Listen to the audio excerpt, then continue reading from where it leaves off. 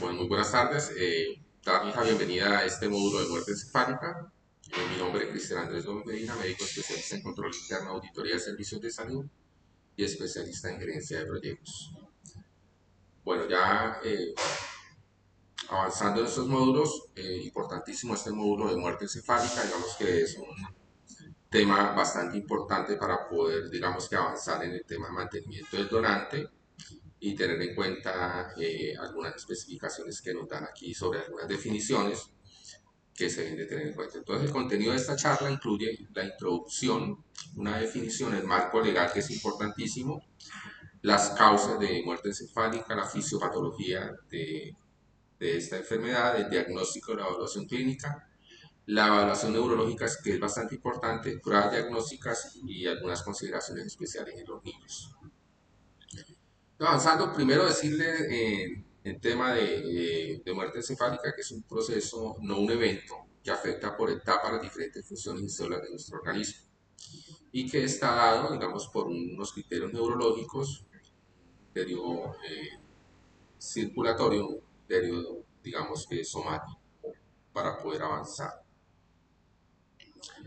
En cuanto a la definición de muerte encefálica, decir que es la pérdida total y irreversible de todas las funciones del encéfalo en pacientes con el corazón latiente, es la muerte de los hemisferios cerebrales, tronco cerebral y otras estructuras de forma irreversible. ¿Sí? Digamos que aquí ya no hay ninguna posibilidad de que mejore o que no avance, digamos que ya es una forma y una lesión irreversible. Decirles que en Colombia ya existe un marco legal para la definición de muerte encefálica que lo incluye el decreto 2493 del 2004, que establece el diagnóstico debe ser realizado por médicos especialistas debidamente acreditados y dentro de estos digamos que los dos médicos que deben de dar el diagnóstico, uno de ellos debe ser especialista en neurociencias. Bueno, tener en cuenta que las funciones del tallo cerebral y la corteza, como ya sabemos y vamos a recordar, el tallo cerebral se encarga de algunas funciones muy importantes como el control de la respiración, control cardiovascular, el control del funcionamiento digestivo, el control de los movimientos estereopáticos del cuerpo y el control del equilibrio. Mientras que la corteza está determinada la función del neurocórtex, es decir, el estado de conciencia que puede tener el ser humano. Y la pérdida de su función traduce en la pérdida de la capacidad de interactuar con el medio, el ambiente y razonamiento de identidad. Entonces, digamos que estos componentes importantísimos, digamos que para avanzar en el diagnóstico y el conocimiento y la fisiopatología de la muerte encefálica. Marco legal, como ya les decía, ley decreto 2493, se crean las pautas legales para el diagnóstico tanto en adultos como en pacientes pediátricos menores de 2 años, por lo que se debe seguir para la legalidad y aceptación del diagnóstico. Bueno, ¿cuáles son las causas principales de la muerte encefálica? Entonces, dentro de esas principales causas, pues tenemos obviamente eventos cerebrovasculares que pueden ser hemorrágicos o isquémicos, hemorragias subaranoideas también, traumas craneoencefálicos, encefalopatía hipóxica isquémica, infecciones del sistema nervioso central o tumores del sistema nervioso central. Tener en cuenta que obviamente para avanzar nosotros en un potencial donante, si estos tumores son de origen neoplásico, obviamente se procede a descartar el potencial donante. Ya en cuanto a la fisiopatología de muerte encefálica, pues tenemos como inicialmente en esa fisiopatología una etiología que puede ser una lesión estructural del encéfalo, ¿cierto? Que esto obviamente va a generar un edema global del parénquima encefálico y del edema global del parénquima encefálico se deriva el aumento de la presión intracraneal, ¿sí? Obviamente por el aumento del líquido allí a nivel de una caja cerrada que es digamos que el cerebro, y este aumento de la presión intracraneal nos va a llevar a que se nivele la presión de perfusión encefálica, lo cual va a llevar directamente a ocasionar un paro circulatorio intracerebral, intracraneal, y que nos va a llevar a un infarto encefálico total, lo cual, claro, al aumentar las presiones, disminuye la posibilidad de que se irrigue, se perfunda ese tejido cerebral y lleva a una isquemia global del encéfalo, lo cual digamos que ya limita la posibilidad de que el tallo cerebral y el encéfalo, digámoslo así, permita continuar con sus funciones normales. Dentro de esta fisiopatología, tener en cuenta que la muerte encefálica es la muerte del paciente. Esto se encuentra determinado en el contexto legal. ¿Sí? Un paciente que ya le diagnosticamos muerte encefálica, desde ese preciso momento estamos en obligación de diligenciar el certificado de defunción con la hora de la muerte encefálica. En Colombia, el diagnóstico de muerte encefálica requiere de dos valoraciones por parte de dos médicos, uno de ellos especialista en ciencias neurológicas, como les decía hace un momento. Se debe tener una lista de chequeo de aspectos como ausencia de sedantes o depresores del sistema nervioso central que ya haya pasado, digamos que un tiempo, más o menos cinco veces la vida media de esos medicamentos, para decir que ya digamos que podemos valorar un paciente para hacer un diagnóstico. Que ese paciente esté en equilibrio ácido-base, que sea un paciente que tenga un equilibrio hidroelectrolítico, una estabilidad hemodinámica y ausencia de hipotermia. Estos digamos que son prerequisitos para poder llegar a empezar a hacer un diagnóstico de muerte encefálica. El tiempo de observancia entre las dos exploraciones es arbitrario también, se dice que debe definir un promedio más o menos 6 horas entre un diagnóstico y el otro, ¿cierto? Por parte de los médicos que están tratando el paciente. Y en el caso de los niños o menores de 2 años, ese tiempo de observancia debe ser aproximadamente 48 horas. Evaluación clínica, ya en la evaluación clínica definir una clara causa, es importante tener clara la causa estructural del coma, ¿cierto? Porque nosotros tenemos que descartar también otras patologías como intoxicaciones que pueden, digamos que enmascarar un diagnóstico de muerte encefálica. Dentro del tema estructural se debe tener pues obviamente una neuroimagen que explique el comportamiento clínico y la irreversibilidad de la condición. Tener en cuenta que la historia clínica, el examen físico y los paraclínicos son obviamente muy importantes.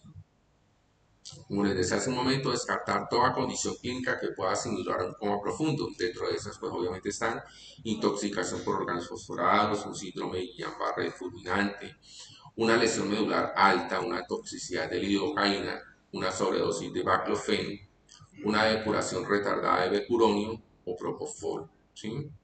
Entonces, tener en cuenta que hay que indagar en ese paciente que llega si se le han suministrado algún tipo de sedantes o algo y esperar el tiempo prudente para que ya haya depurado o hayan depurado estos medicamentos.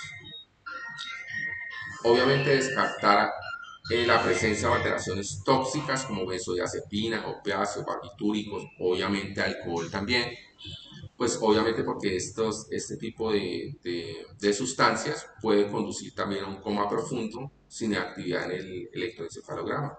¿Sí? Entonces, recomendaciones de observancia, observar a estos pacientes hasta las 48 horas de pacientes intoxicados antes de proceder a hacer el diagnóstico de muerte encefálica. Esta diapositiva importante para descartar la presencia de alteración de medicamentos. Este es más o menos el tiempo de la vida media que se debe tener en cuenta en estos pacientes, el tiempo correcto de la suspensión de los sedantes y drogas depresoras del sistema nervioso central y ausencia de bloqueantes neuromusculares. Aquí está el midazolam entre 1 y 4 horas, el diazepam entre 20 a 30 horas, el propofol de 30 minutos a 4 horas, la morfina de 2 a 3 horas, el fentanil de 30 a 90 minutos y el piopental de 6 a 80 horas. Entonces, tener en cuenta estos tiempos de vida media para generar el tiempo prudente para dejar que digamos que se consuman estas sustancias y poder hacer un diagnóstico adecuado. También debemos tener en cuenta que se deben descartar la ausencia de algunas alteraciones metabólicas como alteraciones ácido-básicas, alteraciones endocrinas, alteraciones hidroelectrolíticas o electrolíticas con el tema del sodio, el potasio, el magnesio, con énfasis especialmente en el sodio, ¿cierto? Porque digamos que estas alteraciones también impedirán hacer un test de apnea adecuado en estos pacientes. El ejemplo de algunas de estas alteraciones metabólicas está la hipoglicemia, la hiperglicemia, la uremia, la panituitarismo, el hipotiroidismo, la disfunción adrenal y la falla hepática. Como les decía hace un momento, también debemos tener una estabilidad hemodinámica y una temperatura adecuada a este paciente para poder también proceder a hacer el diagnóstico. Dentro de la estabilidad hemodinámica debemos tener un paciente con una presión arterial media mayor a 65 milímetros de mercurio y evitar una hipotermia, ¿sí? Evitar temperaturas menores a 35 grados centígrados o hipotermia o hipertermia mayor de 38 grados centígrados. Entonces también se debe tener en cuenta la estabilidad en la temperatura de estos pacientes para proceder a hacer el diagnóstico. La evaluación neurológica, como les decía hace un momento, tiene estos tres componentes que deben de tenerse en cuenta para es lo que determina la ley, la resolución, perdón, el decreto 2493, que tiene que tener esos tres componentes. Un paciente con coma reactivo, ausencia de reflejos de tallo y que obviamente tenga un test de apnea positivo, o sea, un paciente que no respire por sus propios medios. Dentro de eso, para tener la definición de un coma reactivo, pues obviamente es un paciente con un Glasgow de 315. Y aquí digamos que están los parámetros que evaluamos en el Glasgow, como ustedes ya saben, el estímulo ocular, verbal y motor, ¿sí? Donde un paciente que digamos no tiene un estímulo, que no responde, ¿cierto? A ninguno de estos estímulos y que obviamente nos da la posibilidad de hacer un diagnóstico coma profundo. Preferiblemente la estimulación algesiaca es en supraorbitario, labio superior o la articulación temporomandibular. Es, digamos que donde deben de hacerse este tipo de estímulos para determinar si no existe el reflejo como tal. Y pues obviamente, como ya les decía hace un momento, es importantísimo la evaluación que nosotros hagamos en los reflejos de tallo, ¿sí? Dentro de estos reflejos, pues obviamente se van a evaluar los pares craneales, el 2, el 3, el 5, el 6, el 7, el 8, el 10 y el 12. Inicialmente, el reflejo fotomotor, obviamente vamos a evaluar las pupilas, donde vamos a encontrar unas pupilas plenas entre 4 y 6 milímetros. Y obviamente este reflejo fotomotor nos va a evaluar lo que son los pares craneales, el aferente del 2 y el eferente del 3. Y obviamente está dado por hacer un estímulo con una linterna en las pupilas y que vemos que son las pupilas plenas que no van a responder a este estímulo. El reflejo corneal, digamos que para esta evaluación se hace un estímulo directo, puede ser con un algodón a nivel directamente del globo ocular. Y en el caso de ser positivo, digamos que ese paciente va a tener un enrojecimiento, parpadeo, un lagrimeo. Y en el caso de su ausencia, pues digamos que no encontramos la viabilidad en los pares craneales 5 y 7. Ya los otros reflejos, el oculocefálico, que nos va a evaluar los pares craneales 3, 4 y 6. Y este se da ya luego de que le generamos unos movimientos de la cabeza en el eje axial y transversal al paciente. En una persona normal, estos ojos tienden a moverse respecto a donde movamos la cabeza, pero en el caso de una muerte encefálica vamos a tener el signo de los ojos de muñeca donde no se van a mover los ojos pese al movimiento que le podamos hacer al paciente.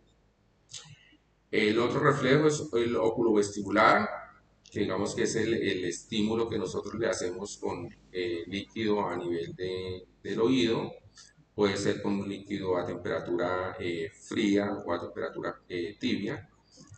Antes de eso, garantizar la integridad del tímpano para poder proceder a hacer este estímulo.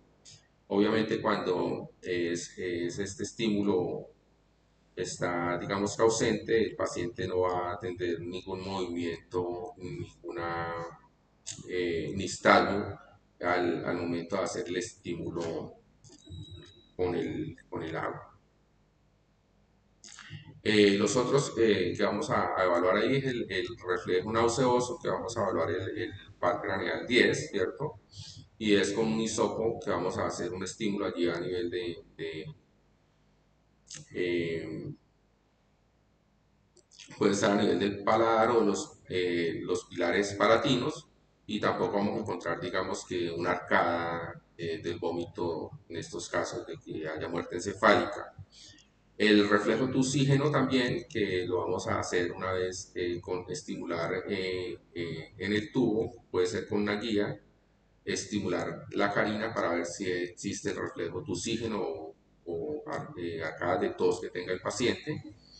La ausencia de esto también decimos que es positivo para muerte encefálica. Y pues obviamente la respuesta al dolor que la vamos a hacer directamente en la articulación temporomandibular, donde vamos a hacer digitopresión fuerte a ver si hay un estímulo o un rechazo, digamos que a este estímulo doloroso. La ausencia de estos signos, pues obviamente nos da la posibilidad de un diagnóstico positivo para muerte encefálica. Hay algunos hallazgos que no invalidan el diagnóstico de muerte encefálica y hay que tener en cuenta. ¿Sí? Actividad motor de origen medular, tanto reflejo como espontáneo, los reflejos espinales, cutáneo abdominales, el cremastérico, el plantar flexor y la retirada, la triple flexión, los reflejos espontáneos como uniocronías espinales, osteotendinosos, actividades tónicas en las extremidades superiores del tronco, el reflejo de Lázaro tampoco, digamos que nos va a invalidar el diagnóstico, un priapismo o movimientos secuenciales en los dedos, y unas cifras de tensión arterial normal sin medicamentos, taquicardia, sudoración, rubor o incrementos de episodios de tensión arterial. Digamos que esto tampoco nos va a condicionar un validez del diagnóstico de muerte encefálica. Ya como el último ítem importantísimo en esta triada es la prueba de apnea. Es uno de los criterios indispensables de la evaluación neurológica para la determinación de la muerte encefálica. Digamos que hay unos prerequisitos que debemos tener para poder llevar a hacer una prueba de apnea. Dentro de estos obviamente está que un paciente que tenga que estar hemodinámicamente estable, en un equilibrio ácido-base, ¿sí? Y su exploración debe ser estrictamente sistemática y ser el último criterio en validarse. O sea, primero hay que toca valorar esos reflejos y tener un coma reactivo, ¿cierto? Y que se valoren todos los pares craneales para posteriormente, una vez esto sea positivo para muerte encefálica, proceder a la prueba de apnea. Y la técnica implica llevar rápidamente al paciente a un estado de acidosis respiratoria, máximo estímulo metabólico, cuya consecuencia debería ser el esfuerzo respiratorio, llevar, digamos, a un estrés a ese paciente para que él, obviamente, si todavía está conservada su estructura cerebral para la respiración, haga sus movimientos. Si esto no se da, pues obviamente sería positivo para el test de apnea. La prueba debe ser realizada de forma presencial por más de un observador, preferiblemente, dice incluso el decreto 2493, que debe ser una terapeuta respiratoria, la jefe y un médico, el médico tratante. La terapeuta respiratoria, la encargada del ventilador y de los parámetros, digamos, que CO2 que deben de estar, la jefe que debe ser encargada de estar vigilando los signos vitales de este paciente, y el médico tratante que obviamente debe estar muy pendiente de los movimientos respiratorios que pueda hacer este paciente a nivel de abdomen y de tórax, porque también pueden ser algunos músculos que se evidencian en el movimiento respiratorio.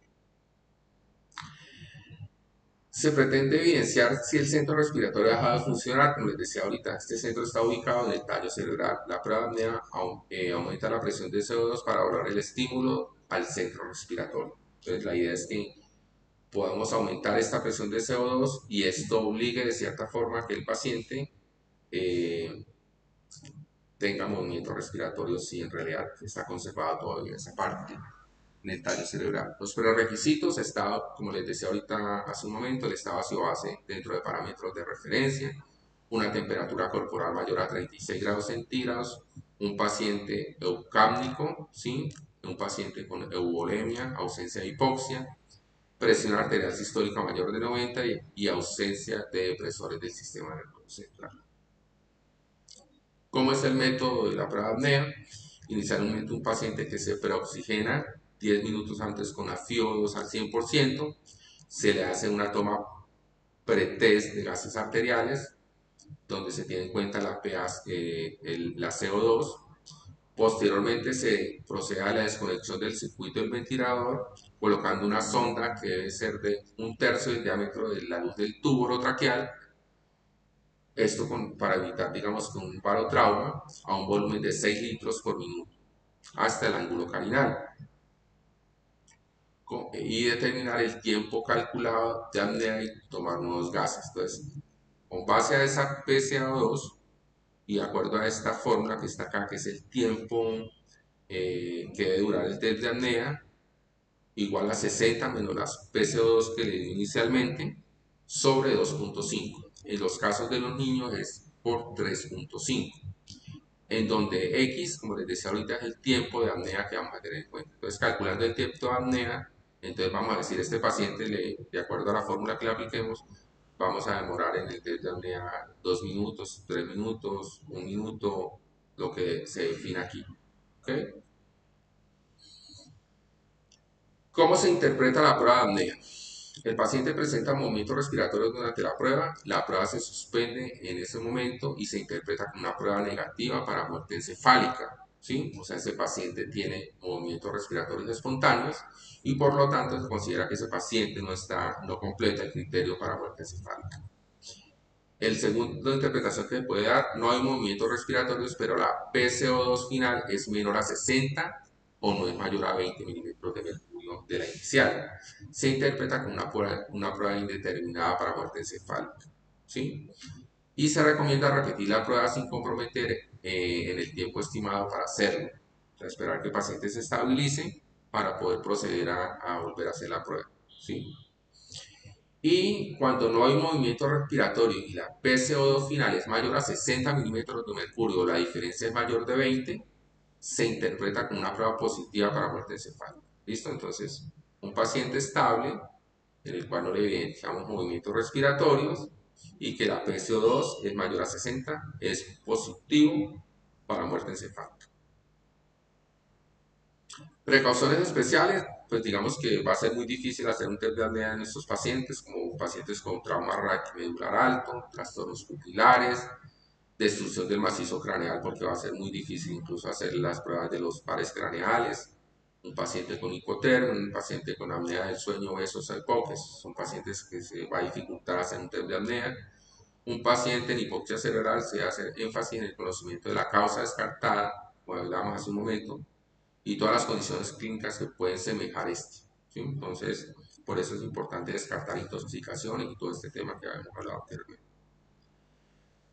En el caso de que sea imposible hacer un test de apnea, tenemos otras pruebas diagnósticas con las cuales podemos utilizarlas, digamos, para dar un diagnóstico certero de muerte encefálica y que también se incluyen en los protocolos de muerte encefálica en las diferentes IPS generadoras y transplantadoras. Dentro de esas pruebas diagnósticas está el electroencefalograma, potenciales evocados, el Doppler transcraneal, que obviamente es muy dependiente del que lo realice, la angiografía convencional o la gamografía de perfusión cerebral. Dentro del electroencefalograma, pues es el test más frecuente utilizado en situación de muerte encefálica, de existir silencio eléctrico durante los 30 minutos del registro. Los potenciales evocados, obviamente se valora la reactividad del sistema nervioso central ante determinados estímulos sensoriales. Se utiliza en el diagnóstico de muerte encefálica los potenciales evocados acústicos, troncoencefálicos y los somatosensoriales, pero no los visuales, porque su resultado es fácilmente interferido por fármacos. En muerte encefálica desaparecen todas las respuestas evocadas en estos potenciales evocados. El Doppler transcraneal, como decía, es un gran avance porque no es una prueba invasiva y puede realizarse al pie de la cama del paciente. Se basa en la emisión de señales pulsadas a baja frecuencia y su recepción tras chocar con los hematíes que circulan por las arterias cerebrales. Las señales reflejadas presentan un cambio en su frecuencia de acuerdo con la velocidad del flujo sanguíneo. Pueden existir falsos positivos en caso de que no haya, que sea un cráneo no hermético, que tenga, digamos que una fractura o que no esté hermético el cráneo, digámoslo así. Es, como les decía ahorita, operador dependiente y depende también de la estabilidad hemodinámica que tenga ese paciente. La angiografía convencional, digamos que lo que dificulta es que este paciente, obviamente en su inestabilidad, toca trasladarlo al angiógrafo y pues eso dificultaría, digamos que en el caso de un paciente inestable. La angiografía convencional de 4 vasos va a evaluar las arterias carótidas internas, externas y vertebrales y ha sido considerado como la prueba más válida y de referencia para el diagnóstico de muerte encefálica en los casos que no se puede hacer un test de apnea. Es un paciente en normotermia, el cese completo de la circulación cerebral mayor de 10 minutos es incompatible con la vida. ¿Sí? Entonces, digamos que con base a esta ausencia de flujo sanguíneo cerebral ya se determinará pues, que es un paciente que obviamente está en muerte encefálica. Pero pues también pueden haber falsos positivos en un cráneo no hermético. Y por último, la gramografía de perfusión cerebral, en la cual se inyecta fármacos radiosensibles, se obtienen imágenes durante el primer minuto posterior y pues digamos que la muerte encefálica se certifica con ausencia de perfusión, ausencia de captaciones en el hemisferio cerebral y fosa posterior, el signo del cráneo hueco. Es el que se da en la gramografía cerebral y requiere de traslado del paciente, que digamos que lo que está dificultando digamos que la realización del examen por un paciente inestable. Igualmente falsos positivos en cráneo no hermético y no se puede repetir digamos que la prueba hasta la eliminación del radiofármaco. Y ya por último, consideraciones en niños. Lo que les decía en un principio, los neonatos, digamos que a término hasta de los 2 meses, se usa un intervalo de 48 horas entre valoraciones neurológicas. De 2 meses a 2 años, el intervalo es de 24 horas. Y en caso de encefalopatía, el periodo de observación debe ser más prolongado de 48 horas. Las variables de test de apnea son iguales para las que se hacen en un adulto. Muchas gracias, espero haber aumentado sus conocimientos en el diagnóstico de muerte encefálica. Muchas gracias. EduClick, tu ventana al conocimiento.